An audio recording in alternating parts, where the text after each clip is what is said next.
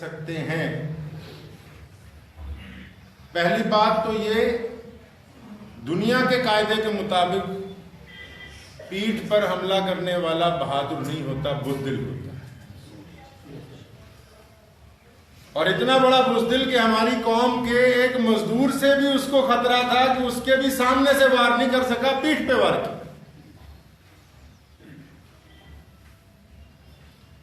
اور پھر دھمکیاں دینے والوں کو میں یہ کہنا چاہتا ہوں، دنیا کی تاریخ اٹھاؤ، ہم اس قوم سے تعلق رکھتے ہیں جہاں ناحق ہمارا خون ایک دفعہ گر جائے، اس خطہ زمین پر اسلام کے تناور درخت پیدا ہوتے ہیں، دنیا کی کوئی طاقت ہمیں ختم نہیں کر سکتی۔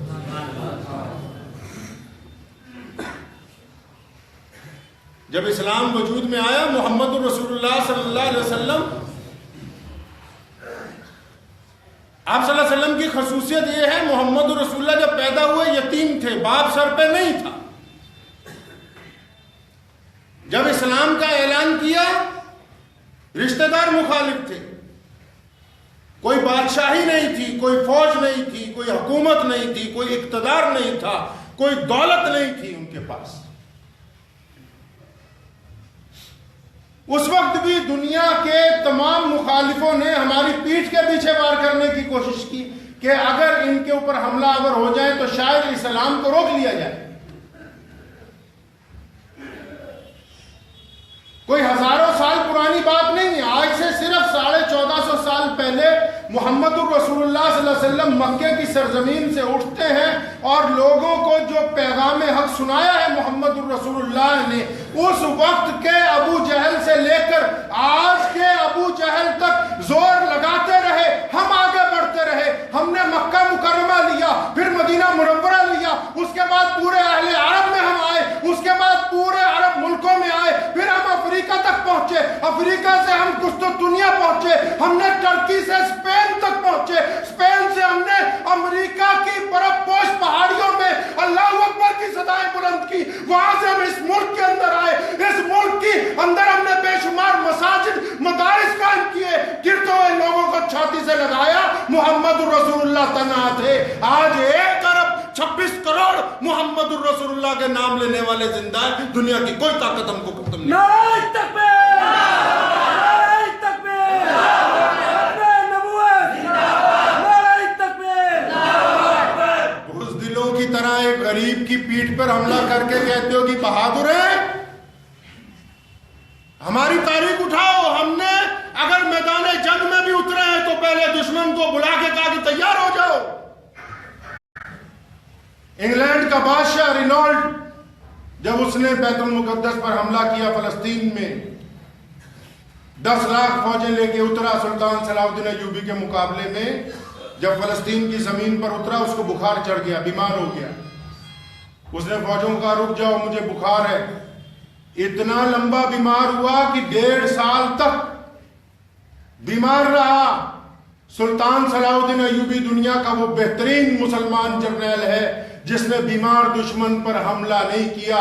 ایک دن سلطان نے گھوڑا اٹھایا، خود پہنچ گیا دشمن کے خیمے کے اندر، دشمن کے بادشاہ کو جا کے اٹھایا، پوچھا کیا حال ہے، پتہ لگا تم بیمار ہو۔ کہنے لگا آپ کون ہیں؟ میں سلطان صلاح الدین ایوبی ہوں۔ اٹھ کے بیٹھ گیا انگلستان کا بادشاہ۔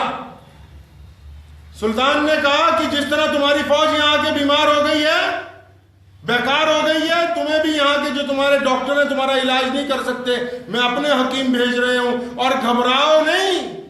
سلطان صلاح الدین ایوبی کے الفاظ ہیں کہ گھبراؤ نہیں، جب تم تندرست ہو جاؤ گے، جب طاقتور ہو جاؤ گے، اس دن میدان جنگ میں مقابلہ کریں گے، جب تک تم بیمار ہو ہم تمہارے خلاف اعلان جنگ نہیں کر سکتے۔ اور کیا کہا پھر عیسائیوں کے بادشاہ نے؟ سلطان کا ہاتھ پکڑا، تاریخ اٹھائیے، تاریخ کے وہ لفظ زمین و آسمان آج بھی گواہ ہے۔ سلطان کا ہاتھ پکڑا، چوما، کہنے لگا سلطان ایوبی تو عظیم آدمی ہے۔ کہنے لگا نہیں تم نے غلط سمجھا، میں عظیم نہیں ہوں، اسلام عظیم مذہب ہے، اسی نے تو مجھے سکھایا کہ نہتے دشمن کے اوپر حملہ نہیں کیا جا سکتا۔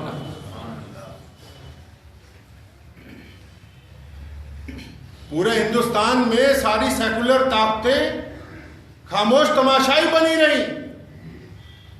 کہ ایک آدمی کی پیٹھ پر حملہ کیا جاتا ہے، پھر اس پر تیل ڈال کے اس کو آگ لگائی جاتی ہے۔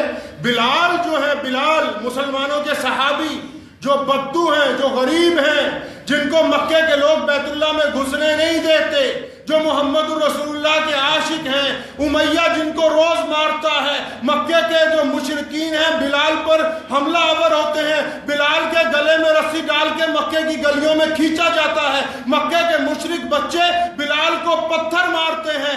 ایک دن جب مار کھا کے گھر آئے تو اماں نے کہا کہ بیٹا میرا دل چاہتا ہے ہم لوگ مکہ چھوڑ کر کہیں اور چلے جائیں۔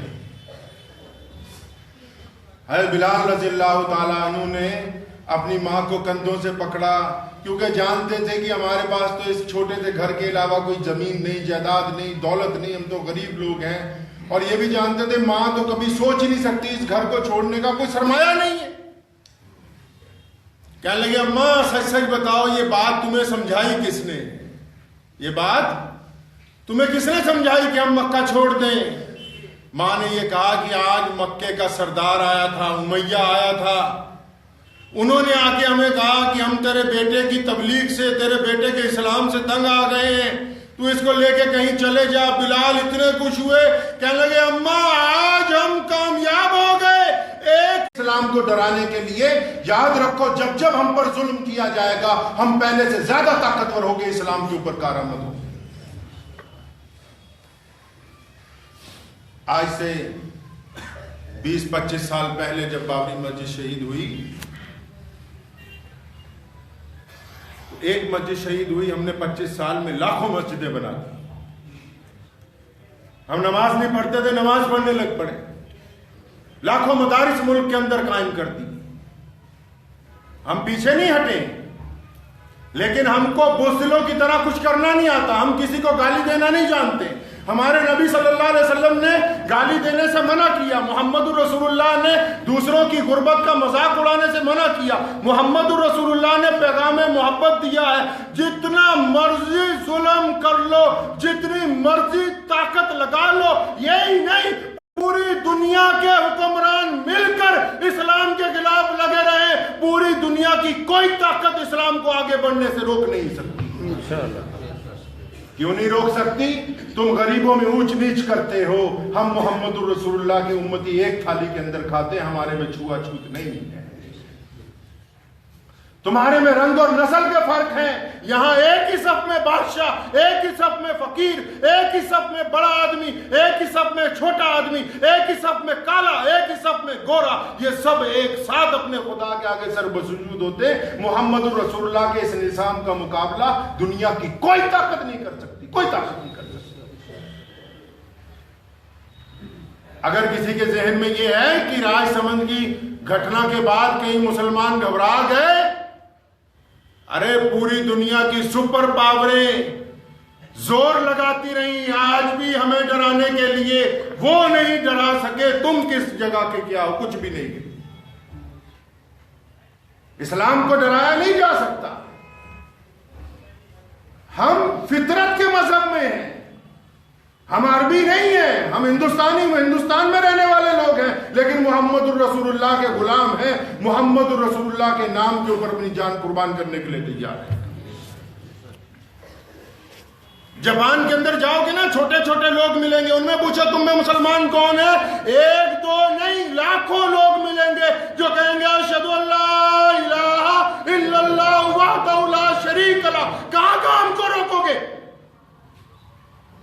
فرانس کے اندر جاؤ، وہاں کا پردھان منتری دنیا کا ذلیل بدترین کتا، اس نے کتنی کوشش کی کہ مسلمانوں کو دبا لے۔ جہاں 1 لاکھ مسلمان تھے، آج 1000 مسجدیں اور 10 لاکھ مسلمان موجود ہیں۔ روزانہ گلی کوچوں میں اللہ اکبر کی صدائیں بلند ہوتی۔ افریقہ کے ریگزاروں میں جاؤ جہاں کالے لوگ رہتے ہیں، جن کے موٹے موٹے ہونٹ ہیں، وہاں جا کے کہو اللہ اکبر، ایک دو نہیں لاکھوں لوگ کھڑے ہوں گے جو اعلان کریں گے اشہد ان محمد رسول اللہ، کہ ہم گواہی دیتے ہیں کہ محمد رسول اللہ اللہ کے نبی۔ تاریخ تو اٹھاؤ ہماری۔ مکے میں میرے نبی صلی اللہ علیہ وسلم تنہا تھے، آج ہم پوری دنیا میں ہیں۔ तारीख उठाओ, कभी हमें मारने से पहले तारीख उठाओ, पढ़ो। मैदान बदर में हम 313 थे, तुम हजारों दुश्मन लेके आए। मैदान बदर में हमारे पास गिनती की तलवारें थी, तुम बेहतरीन हथियार लेके आए। मैदान बदर में हमारे पास हमने एक बर्तन में खाना सीखा है, हमने गोरे और काले की तमीज खत्म की। मैं मानता हूं दुनिया के पास दौलत है, दुनिया के पास वसाइल हैं, तुम यतीम की बेटी को आटे की थैली पकड़ाते वक्त भी तस्वीर खींचते हो। हम रोजाना अरबों खरबों रुपया गरीबों के अंदर बांटते, किसी गरीब की तस्वीर खींच के उसकी तौहीन नहीं करते।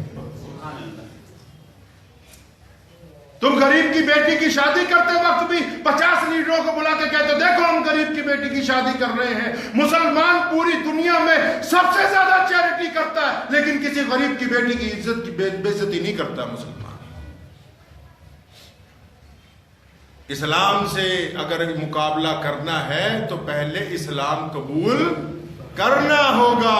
फिर मोहम्मद रसूलुल्लाह ने कहा कि तुम में जिसके आमाल अच्छे होंगे वो तुम में आगे रहेगा। इस्लाम के अंदर आके अगर मुकाबला करना है तो पहले मोहम्मद रसूलुल्लाह सल्लल्लाहु अलैहि वसल्लम की तौहीद को अपनाना होगा। फिर मोहम्मद रसूलुल्लाह ने कहा तुम में जिसके अमाल अच्छे होंगे, जो परहेजगार अच्छा होगा, जो दीनदार अच्छा होगा, वो बेहतरीन मुसलमान